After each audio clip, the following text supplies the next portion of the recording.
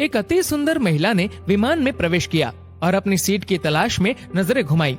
उसने देखा कि उसकी सीट एक ऐसे व्यक्ति के बगल में है जिसके दोनों ही हाथ नहीं हैं। महिला को उस अपाहिज व्यक्ति के पास बैठने में झिझक हुई।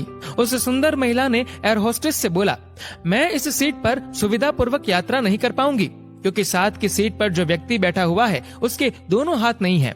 उस सुंदर महिला ने एयर होस्टेस से सीट बदलने हेतु आग्रह किया। असहज हुई एयर होस्टेस ने पूछा, मैम क्या आप मुझे कारण बता सकती है? सुंदर महिला ने जवाब दिया, मैं ऐसे लोगों को पसंद नहीं करती और ऐसे व्यक्ति के पास बैठकर मैं यात्रा नहीं कर पाऊंगी। दिखने में पढ़ी लिखी और विनम्र प्रतीत होने वाली महिला की ये बात सुनकर एयर होस्टेस अचंभित हो गई।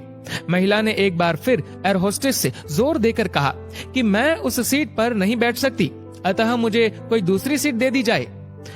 एयर होस्टेस ने खाली सीट की तलाश में चारों ओर नजर घुमाई पर कोई भी सीट खाली नहीं दिखी।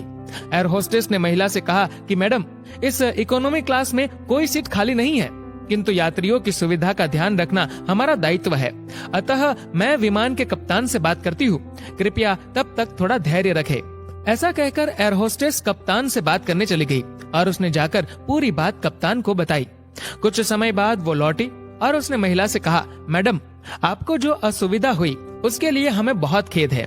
इस पूरे विमान में केवल एक ही सीट खाली है और वह प्रथम श्रेणी में है। मैंने हमारी टीम से बात की और हमने एक असाधारण निर्णय लिया।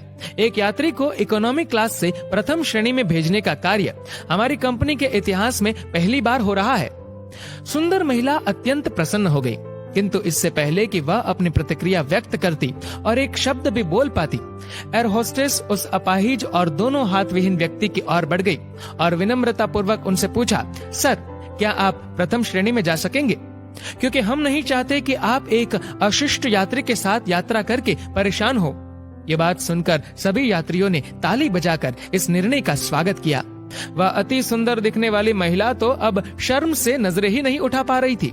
तब उस अपाहिज व्यक्ति ने खड़े होकर कहा, मैं एक भूतपूर्व सैनिक हूँ और मैंने एक ऑपरेशन के दौरान कश्मीर सीमा पर हुए बम विस्फोट में अपने दोनों हाथ खो दिए थे।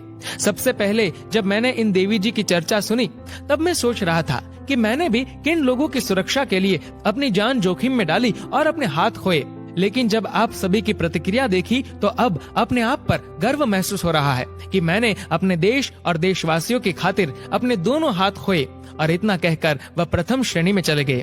सुंदर महिला पूरी तरह से शर्मिंदा होकर सर झुकाए सीट पर बैठ गई। अगर विचारों में उदारता नहीं है तो ऐसी सुंदरता का कोई मूल्य नहीं है। दोस्तों, इस कहानी को लेकर आपकी क्या राय है? नीचे कमेंट। डाउनलोड मौज।